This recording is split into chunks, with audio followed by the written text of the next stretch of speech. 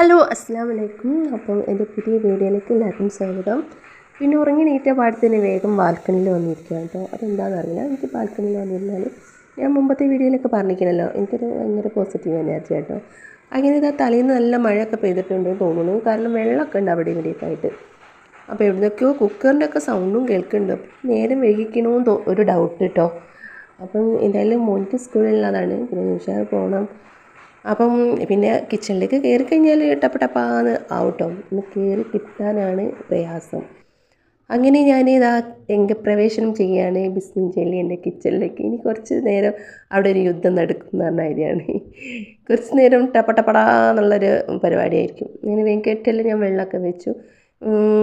ചായക്കും ചൂടുവെള്ളത്തിനൊക്കെയാണ് ഞാൻ കെറ്റലിൽ വെള്ളം വെക്കും. പിന്നെ വെള്ളപ്പത്തിന് ആക്കി വെച്ചിട്ടുണ്ടതിന്, അതുകൊണ്ടൊരു വലിയൊരു ആശ്വാസമാണ്. കാരണം തലേന്ന് നമുക്ക് ഇതുപോലെയൊക്കെ ഉണ്ടാക്കി വെച്ചാൽ പിറ്റേന്ന് ഒരു എന്താണ് ഒരു മൊയിന്തായി നിൽക്കണ്ടല്ലോ, അങ്ങനെ ഉണ്ടാവലുണ്ട്. എനിക്ക് അങ്ങനെ തന്നെ ഉണ്ടാവില്ല. ഇത് എനിക്ക് തോന്നുന്നുണ്ട് വീഡിയോ കാണുന്ന ആൾക്കാർക്ക് മനസ്സിലാവും.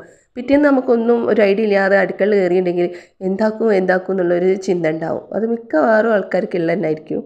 അപ്പം എനിക്കിന്ന് എന്തായാലും സമാധാനമാണ് കേട്ടോ, വെള്ളപ്പത്തിൻ്റെ അടിച്ച് വെച്ച് ഇങ്ങനെ ആയി കിട്ടിയപ്പോൾ.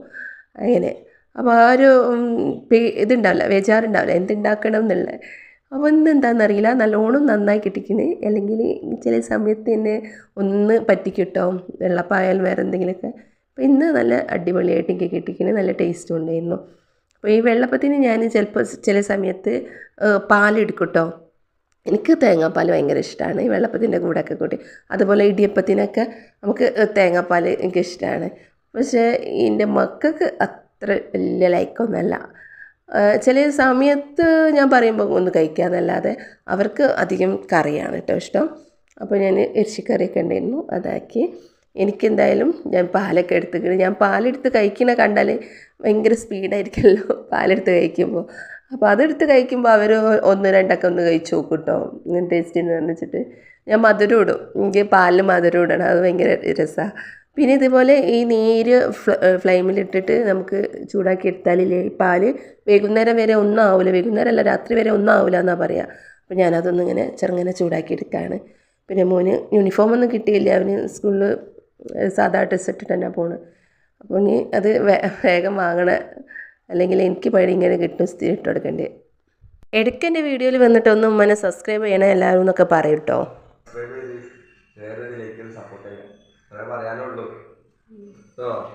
പിന്നെ എത്ര തിരക്ക് പിടിച്ച് പോവുകയാണെങ്കിൽ ഇങ്ങനെ ഒരു സംഭവം നടത്തിയിട്ടൊക്കെ അവർ പോവുള്ളൂ കേട്ടോ. അത് രണ്ടാളും അങ്ങനെ തന്നെയാണ്. അങ്ങനെ പിന്നെ പക്ഷേ പോകാൻ നേരത്തില്ലേ ഈ ഒരു ഷീറ്റൊക്കെ ഒന്നായിട്ട് കടിച്ച് പറിച്ചിട്ടിരിക്കുന്ന നായ്ക്കൾ. അപ്പോൾ ഭയങ്കര സങ്കടം, കാരണം ഇവിടെ വന്നിട്ട് 2 വർഷമായില്ലേ, ഇന്നവരിങ്ങനെ ഒന്നും ഉണ്ടായിട്ടില്ല. എംഷാൻ്റെ പ്രത്യേകിച്ച് എംഷാൻ്റെ ഈ ഒരു ഷീറ്റും വണ്ടിയൊക്കെ അത്രയും സൂക്ഷിച്ച് കൊണ്ടെടുക്കുന്ന ആളാണ്. അപ്പോൾ ഇങ്ങനെ സംഭവിച്ചുകൊണ്ടപ്പോൾ ആൾ ആകെ ഭയങ്കര ടെൻഷനിലായിപ്പോയി. പിന്നെ ടാപ്പൊക്കെ വെച്ചിട്ട് അഡ്ജസ്റ്റ് ചെയ്തിട്ട് പോയിക്കുന്നു ഷോപ്പിലേക്ക്. ഇനി അത് എന്തെങ്കിലും സെറ്റാക്കണം. പിന്നെ ഞാൻ ഫുഡൊക്കെ ഉണ്ടാക്കി വേഗം കഴിച്ച് പോവുകയാണ്. എനിക്ക് മീറ്റിംഗ് ഉണ്ട് മോൻ്റെ സ്കൂളിൽ. അപ്പം മോൻ്റെ ഫ്രണ്ടിൻ്റെ ഉമ്മയുണ്ട് ഞങ്ങൾ തൊട്ടടുത്ത് തന്നെ. അങ്ങനെ ഞങ്ങൾ രണ്ടാളും കൂടിയാണ് പോകുന്നത്. കുറ്റിച്ചിറ സ്കൂളിലാണ് കേട്ടോ മോനിക്ക് കിട്ടിയത്. അപ്പോൾ അവിടെയാണ് +1. അങ്ങനെ നമ്മൾ രണ്ടാളും അവിടെ പോയി. അപ്പോൾ സ്കൂൾ ഞാൻ ആദ്യമായിട്ട് കാണാം കേട്ടോ. ഈ വൈക്കൊക്കെ ഇങ്ങനെ പോക്കുണ്ട്, പക്ഷേ സ്കൂളിലേക്ക് ഇങ്ങനെ പോകേണ്ട ആവശ്യമില്ലല്ലോ. അങ്ങനെ അപ്പോൾ ആദ്യമായിട്ടാണ്. അപ്പോൾ എനിക്ക് ക്ലാസ്സൊക്കെ മാറിപ്പോയി, ഫസ്റ്റ് ഇരുന്നത് ഫസ്റ്റ് ടൈമാണല്ലോ മീറ്റിങ്. അപ്പം അവിടെ വന്നപ്പോൾ അവിടെ അല്ല വേറെ സ്ഥലത്താണ് പറഞ്ഞപ്പം ഇവിടെ വന്നപ്പം മക്കളെ ഡ്യൂട്ടിയാണ് തോന്നുന്നു അടിച്ചു വരുന്നത്, പാവം. അപ്പോൾ നമ്മളൊക്കെ കുറച്ച് സഹകരിച്ച് കൊടുക്കുന്നുണ്ട് അങ്ങോട്ട് നീങ്ങിയിട്ട്. അപ്പോൾ അവർ ആ പരിപാടിയൊക്കെ വേഗം കഴിക്കാണ്ട്. അങ്ങനെ മീറ്റിങ്ങൊക്കെ കഴിഞ്ഞിട്ടോ. മീറ്റിങ് കഴിഞ്ഞതിന് ശേഷം നമുക്ക് പിന്നെ പാരൻസൊക്കെ ടീച്ചേഴ്സിനോട് ഇങ്ങനെ ഒറ്റക്കൊറ്റക്ക് സംസാരിക്കാമെന്ന് പറഞ്ഞിട്ട് അങ്ങനെ നിന്നാണ്. പിന്നെ നല്ല കട്ടൻ ചായയും ബിസ്ക്കറ്റൊക്കെ ഉണ്ടായിരുന്നു. അപ്പോൾ അതൊക്കെ കഴിഞ്ഞ് ഭയങ്കര സ്ട്രിക്റ്റ് ആയിട്ടോ സ്കൂൾ ടീച്ചറും മാഷൊക്കെ ഭയങ്കര ഡിസിപ്ലിൻ, ഭയങ്കര ഇതൊക്കെ ഉണ്ട്, പെരച്ചിലൊക്കെ അങ്ങനെ ഇങ്ങനെ കുറച്ചൊക്കെ പറഞ്ഞിട്ട് കാര്യമില്ല. ആൺകുട്ടികളൊക്കെ കുറച്ച് മേയിച്ച് നടക്കണമെങ്കിൽ കുറച്ച് ശക്തിയൊക്കെ വേണം. അപ്പോൾ ഭയങ്കര ക്ലാസ്സായിരുന്നു. പിന്നെ ഇവർ എൽത്തൂരിലുള്ള നാത്തൂനും മോൻ ഞാൻ പറഞ്ഞു മോളുണ്ട് ഓൻ്റെ ക്ലാസ്സിലാണെന്ന്. അപ്പോൾ ഇവരെ വെഡിങ് ആനിവേഴ്സറിയും കൂടി ആയിരുന്നു കേട്ടോ ഒന്ന്. അങ്ങനെ അവർ ടാറ്റ ബൈ ബൈ പറഞ്ഞ് പോയി. പിന്നെ നമ്മൾ കുറച്ച് കുറ്റിച്ചറിലെ ആ കുളത്തിൻ്റെ അടുത്ത്, മോൻ്റെ നേരെ ഓപ്പോസിറ്റ് തന്നെ ഇത്.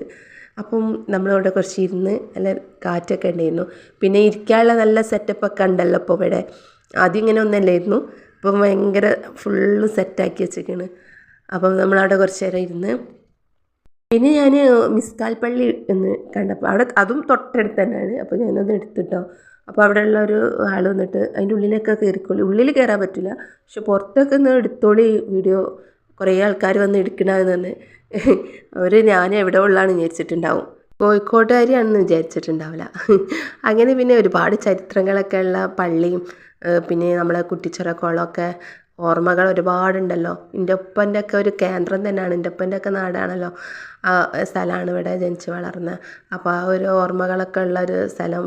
പിന്നെ എനിക്ക് വഴി ഓട്ടോ കിട്ടിയില്ല, പിന്നെ നമ്മൾ നടന്ന് വരുന്ന വഴിക്കൊക്കെ ഇങ്ങനെ ഇതുപോലെ പഴയ തറവാടുകൾ. പിന്നെ ഇതൊരു ചെറിയൊരു പള്ളിയാണ്, ഹൈദ്രോസ് പള്ളിയാണ്. അപ്പം അതിൻ്റെ ഉള്ളിൽ ഇതുപോലെ കുറച്ച് ചെറിയ ചെറിയ പള്ളികളൊക്കെ അപ്പുറത്തിപ്പുറത്തൊക്കെ ഉണ്ട് കേട്ടോ. ഈ ഓട്ടോയിലും വണ്ടിയിലൊക്കെ വരുന്നതിനോണ്ട് എനിക്ക് അത്ര അറിയില്ല കേട്ടോ ഇതിൻ്റെ ഉള്ളിലുള്ള വഴികളൊക്കെ. അപ്പോൾ എൻ്റെ കൂടെ വന്ന ആളാണ് ഇതിലെ കൂടെയൊക്കെ കൊണ്ടുവരുന്നത്. അപ്പോൾ ഇതാണ് എന്താണ് ചെമ്മങ്ങാട് പള്ളിക്കുളം. ഇതിലെപ്പോഴും കുട്ടികൾ മരിക്കുന്നതാണ് കേട്ടോ. അപ്പം അതില്ല, എല്ലാ വർഷവും ഉണ്ടാവലുണ്ട്. അപ്പോൾ ഇതൊക്കെ ഇങ്ങനെ സെറ്റാക്കി കെട്ടിപ്പോൾ അങ്ങനെ ഒന്നും ഇല്ല എന്ന് തോന്നുന്നുണ്ട്.